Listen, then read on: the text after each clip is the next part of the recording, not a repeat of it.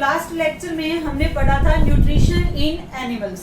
उसमें बच्चों आपने पढ़ा था डाइजेस्टिव सिस्टम क्या होता है, विद डायग्राम आपने अच्छे से देखा।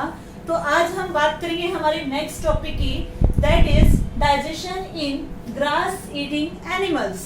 तो बच्चों आपको पता होगा या आपने देखा भी होगा कि ग्रास ईटिंग एनिमल्स कौन कौन से होते हैं, जैसे कि काउ सभी ने देखी है, गाय, बुफेलो भी देखी है, और आपने देखा भी है कि वो बैठे बैठे क्या करते हैं, मुंह चलाते रहते हैं, जिसे हम क्या बोलते हैं, जुगाली।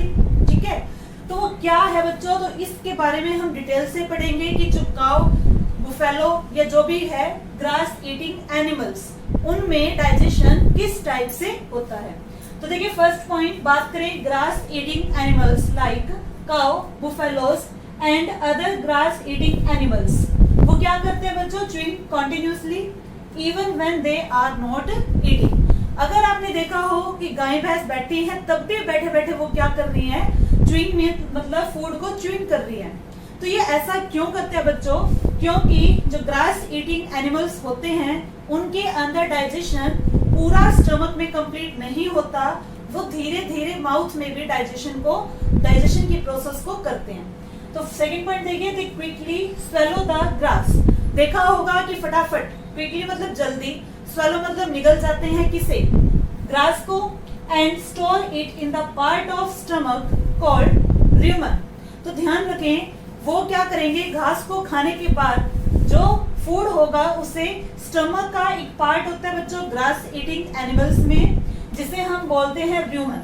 तो रुमेन में वो क्या करते हैं, ग्रास को स्टोर करते हैं। उसके बाद क्या होगा बच्चों, हेयर, ध्यान रखें रुमेन क्या है, स्टमक का ही एक पार्ट है जो कि हमारे अंदर नहीं होता और ग्रास ईटिंग एनिमल्स के अंदर होता है। देखिए here the food gets partially digested. यहाँ पर क्या होगा, कहाँ पर, रुमेन में।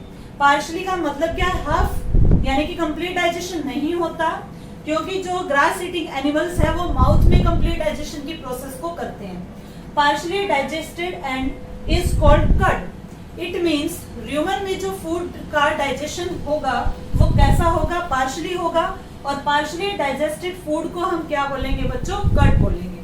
अब क्या होगा, लेटर द कड, बाद में क्या होता है बच्चों, अब जो ये कड है, कड क्या है, पार्शियली डाइजेस्टेड फूड। अब इसका क्या होगा, कंप्लीट डाइजेशन होगा। कैसे, पार्शियली डाइजेस्टेड जो फूड है ये रिटर्न होगा टू द माउथ। धीरे धीरे ये जो एनिमल्स होते हैं ये क्या करते हैं, इस कड को माउथ में लेके आते हैं स्मॉल लम्प्स में। स्मॉल लम्प्स का मतलब है स्मॉल अमाउंट में, ये नहीं कि एकदम से सारा कड माउथ में आएगा, नहीं, वो धीरे धीरे क्या करते हैं, स्मॉल लम्प्स की फॉर्म में पार्शियली डाइजेस्टेड फूड को माउथ में लाएंगे एंड एनिमल्स च्यूज इट, और धीरे धीरे क्या करेंगे, उसे चबाएंगे। ठीक है, आपने देखा भी होगा कि उसके मुंह में झाग वगैरह बनते हैं, वो क्या होता है बच्चों, वो जुगाली कर रहे होते हैं, वो उसे च्यू कर रहे होते हैं, यानी कि वो फूड का डाइजेशन कर रहे होते हैं। उसके बाद देखिए इस प्रोसेस को हम क्या बोलेंगे, इस प्रोसेस को हम बोलेंगे रुमिनेशन। इंपॉर्टेंट क्वेश्चन है according to examination point of view, what is रुमिनेशन।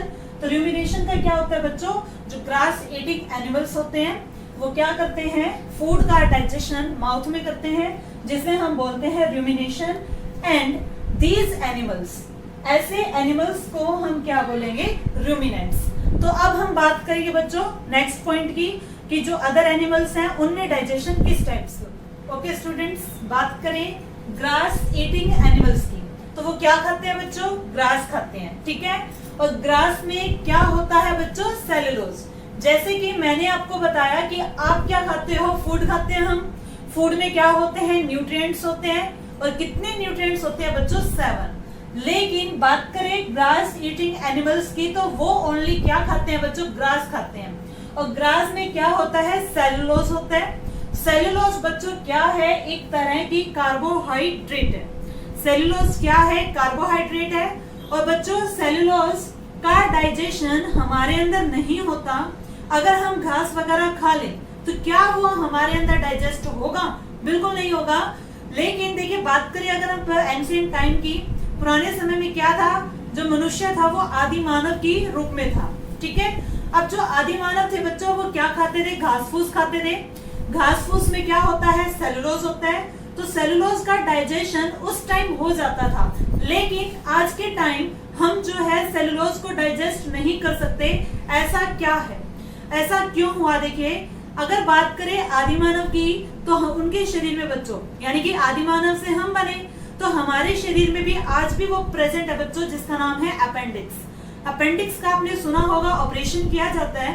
Appendix क्या करती थी बच्चों? पुराने टाइम में अपेंडिक्स का काम होता था डाइजेशन ऑफ सेल्यूलोज। लेकिन क्या हुआ, जैसे जैसे आदि मानव ने घास फूस को खाना कम किया, वैसे वैसे अपेंडिक्स ने भी अपना काम करना क्या कर दिया? बंद कर दिया। देखिए, हमारे बहुत सारे साइंटिस्ट रहे हैं, जैसे कि लाइक डार्विन, लेमार्क, उन्होंने अपनी बहुत सारी थ्योरी दी इवोल्यूशन की, जिसमें ये बात कही गई है कि अगर हम जिस ऑर्गन का यूज नहीं करेंगे तो वो ऑर्गन क्या होगा? धीरे धीरे लुप्त हो जाएगा, यानी कि या लुप्त हो जाएगा या काम करना बंद कर देगा। जैसे कि अपेंडिक्स ने भी क्या किया? काम करना बंद कर दिया, क्योंकि आदि मानव ने उसका यूज करना कम कर दिया। तो इसीलिए क्या है बच्चों? अपेंडिक्स आज भी हमारे शरीर में है, लेकिन उसका कोई कार्य नहीं है। पहले उसका फंक्शन क्या था? Digestion of cellulose.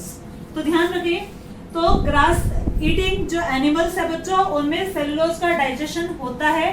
कहाँ पे होता है? रूमिनेंट्स की बात करें, रूमिनेंट्स क्या होते हैं बच्चों? अभी आपको बताया था, ऐसे एनिमल्स जो क्या करते हैं? घास वगैरह खाते हैं, ठीक है, उन्हें हम क्या बोलते हैं? रूमिनेंट्स बोलते हैं। रूमिनेंट्स क्या होते हैं बच्चों? कैटल में आ जाती है काउ, बुफेलो, ओके। उसके बाद डियर का मतलब हिरन, ये जो है एक्सेट्रा, ये क्या करते हैं बच्चों? इनमें डाइजेशन कैसे होगा सेलुलोज का? इनके शरीर में अभी बताया था मैंने रूमेन के बारे में। रूमेन क्या होता है? स्टमक का ही एक पार्ट होता है, जिसे हम बोलते हैं रूमेन। यहाँ पर क्या होता है? फूड स्टोर होता है, और फूड का क्या होता है बच्चों? Partially digestion. अब रूमेन में क्या होता है बच्चों? एक बैक्टीरिया प्रेजेंट होता है। ये बैक्टीरिया क्या करेगा? सेलुलोज के डाइजेशन में हेल्प करेगा। बात करें एनिमल्स की, एनिमल्स जैसे कि हॉर्सेस, या फिर हम बात करें रैबिट की, एक्सेट्रा में क्या होता है बच्चों? इनमें थोड़ा सा स्ट्रक्चर अलग होता है। इनमें होगा लार्ज सैक लाइक स्ट्रक्चर, जिसे हम बोलते हैं केकम। और बच्चों, केकम जो होगा ये किसके बिटवीन में होगा? ईसोफेगस। ईसोफेगस क्या होती थी? Food pipe. और स्मॉल इंटेस्टाइन के बीच का पार्ट क्या होता है? केकम होता है। तो केकम में बच्चों क्या होगा?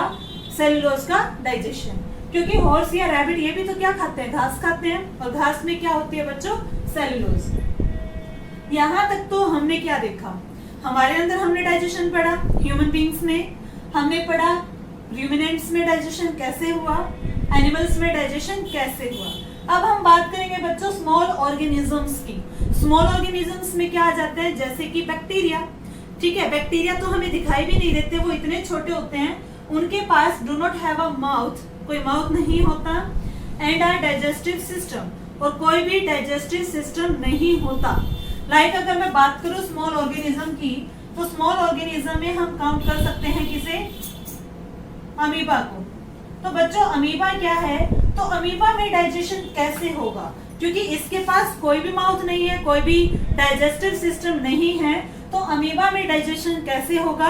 अब हम पढ़ेंगे अमीबा में डाइजेशन। देखो बच्चों, next topic, digestion in amoeba. तो फर्स्ट ऑफ ऑल हम बात करेंगे अमीबा क्या होता है। देखिए, अमीबा क्या होता है बच्चों? Amoeba is a microscopic, microscopic का मीनिंग होता है बच्चों very small single celled organism. अगर आपसे ये पूछा जाए कि अमीबा सिंगल सेल है या मल्टीपल, तो ध्यान रखिए ये सिंगल यूनिसेलुलर है, ठीक है। यूनिसेलुलर ऑर्गेनिजम्स वो होते हैं बच्चों जिनमें सिर्फ एक ही सेल होती है। तो अमीबा क्या है? यूनिसेलुलर है। Organism found in pond water, तो ये कहाँ पर पाया जाता है? पॉन्ड वाटर में।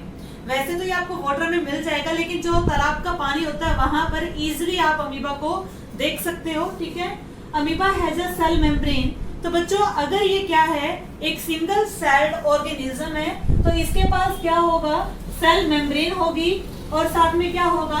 राउंडेड और डेंस न्यूक्लियस होगा। आपको पता होगा एक सेल जो होती है बच्चों, एक सेल का डायग्राम, उसमें बीच में क्या होता है? Nucleus, cell membrane and cytoplasm. तो देखिए, अमीबा की शेप कुछ इस टाइप से होती है। न्यूक्लियस भी होगा dense, and many small bubble like vacuole.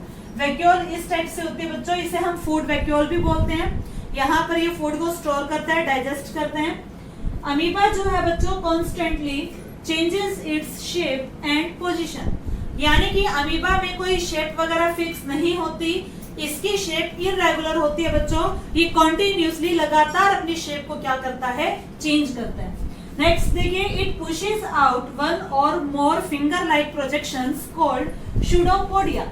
ये क्या करेगा अमीबा, देखिए ये देखिए इस टाइप से अपने पैर बनाएगा, जुट्ठे कॉन्टिन्यूसली चेंज कर सकता है, कहीं भी बना सकता है। Pushes out one or more finger like projections called pseudopodia. देखिए जैसे कि ये finger like projections like this finger like projections बनाएगा, इन्हें हम क्या बोलेंगे, सूडोपोडिया। सूडोपोडिया क्या होगा बच्चों, फॉल्स फीट होते हैं, जूठे पैर बना लेते हैं। क्योंकि हमने बात की थी माइक्रो ऑर्गेनिजम्स में कोई माउथ नहीं होता, कोई भी डाइजेस्टिव सिस्टम नहीं होता, तो अमीबा क्या बनाएगा बच्चों, सूडोपोडिया। सूडोपोडिया क्या होता है, सूडो का मीनिंग होता है जूठ, ठीक है, फॉल्स। पोडिया क्या होता है बच्चों, फीट। तो ये क्या करेगा, फॉल्स फीट बनाएगा फूड को पकड़ने के लिए। For movement and capture of food, movement भी ऐसे करते हैं और कैप्चर भी ऐसे ही करेगा। जैसे कि कोई भी फूड पार्टिकल आया तो इसे पकड़ने के लिए जूठे पैर बना के इसे इस टाइप से कैप्चर करता है। बात करें अमीबा, नेक्स्ट क्या करेगा, अमीबा फीड्स करेगा सम माइक्रोस्कोपिक ऑर्गेनिजम्स में। अब ये पॉन्ड वाटर में होता है तो पानी में छोटे छोटे कीटाणु घूम रहे होंगे, उन्हीं के ऊपर ये क्या करता है बच्चों, फीड करता है। And pushes out pseudopodia around the food particle. जैसे ही कोई फूड पार्टिकल आएगा उसके दोनों तरफ चारों ओर क्या करेगा, ये अपने फूड पार्टिकल्स को पकड़ने के लिए सूडोपोडिया को फैला देगा। एंड एनगल्फ, एनगल्फ का मीनिंग होता है बच्चों निगल लेगा, और इस फूड पार्टिकल्स को अपने अंदर ले जाएगा। अंदर कहां पर ले जाएगा, फूड वैक्यूल में। जो ये फूड पार्टिकल है बच्चों, ये फूड वैक्यूल में आ जाएगा, और फूड वैक्यूल में क्या प्रेजेंट होंगे, बैक्टीरिया। वो बैक्टीरिया बच्चों इस फूड पार्टिकल्स पर क्या करेंगे, वर्क करेंगे। वर्क का मीनिंग है इसे डाइजेस्ट करेंगे। जो डाइजेस्टेड फूड होगा बच्चों वो कहां पर आएगा, साइटोप्लाज्म में। साइटोप्लाज्म में आने के बाद अमीबा की शेप वगैरह इंक्रीज होगी, उसकी ग्रोथ होगी। उसके बाद बच्चों जो अनडाइजेस्टेड फूड है वो ये अपनी बॉडी से क्या करता है, बाहर कर देता है। अब ये जो प्रोसेस थी डाइजेशन की अमीबा में, उसे हम एक डायग्राम की हेल्प से समझेंगे। देखो बच्चों डायग्राम से कि डाइजेशन अमीबा में किस टाइप से हुआ। देखिए ये क्या है बच्चों, अमीबा। अमीबा में क्या है, एक ही सेल है, तो सेल के मेनली कितने पार्ट होते हैं, 3। Cell membrane, cytoplasm and the nucleus. तो बीच में क्या बच्चों, डेंस, और सेंटर में होता है न्यूक्लियस। अब देखिए यहाँ पर जैसे ही कोई फूड पार्टिकल आएगा तो अमीबा क्या बनाएगा, देखिए फॉल्स फूड लाइक दिस। वैसे तो इसका कोई माउथ नहीं था, कोई फिंगर्स नहीं थे, लेकिन जैसे ही फूड पार्टिकल आएगा तो अमीबा क्या बनाता है बच्चों, सूडोपोडिया लाइक दिस, कैप्चर करने के लिए फूड पार्टिकल को। अब देखिए जैसे ही ये कैप्चर करेगा, ये फूड पार्टिकल आएगा फूड वैक्यूल में। तो यहाँ पर क्या है, फूड वैक्यूल, और फूड वैक्यूल में क्या होते हैं, बहुत सारे बैक्टीरिया। अब बैक्टीरिया क्या करेंगे, इस फूड के ऊपर डाइजेशन करेंगे, ठीक है। यानी बैक्टीरिया की हेल्प से ये जो फूड था बच्चों, ये क्या होगा, स्मॉलर पीसेज में ब्रेक डाउन होगा। उसके बाद बच्चों जो डाइजेस्टेड फूड होगा वो आएगा साइटोप्लाज्म में, और जो अनडाइजेस्टेड फूड है वो अमीबा अपनी बॉडी से बाहर करेगा, और डाइजेस्टेड फूड की हेल्प से जो अमीबा है वो अपने साइज में क्या कर जाएगा, ग्रो कर जाएगा। तो इस टाइप से बच्चों अमीबा में क्या होता है, एक ही सेल से डाइजेशन होता है। तो यहाँ पर बच्चों आपका चैप्टर होता है कंप्लीट। अब हम नेक्स्ट चैप्टर स्टार्ट करेंगे। तो यहाँ तक आप अपने वीडियो लेक्चर को देखिए। अगर आपको कोई डाउट है तो कमेंट सेक्शन में जरूर राइट कीजिए, या आप अगर चाहते हैं कि आपको कोई चैप्टर में प्रॉब्लम है और चाहते हो कि मैं उस चैप्टर को पहले पढ़ाऊं, तो वो आप कमेंट सेक्शन में जरूर लिखिए। Thank you.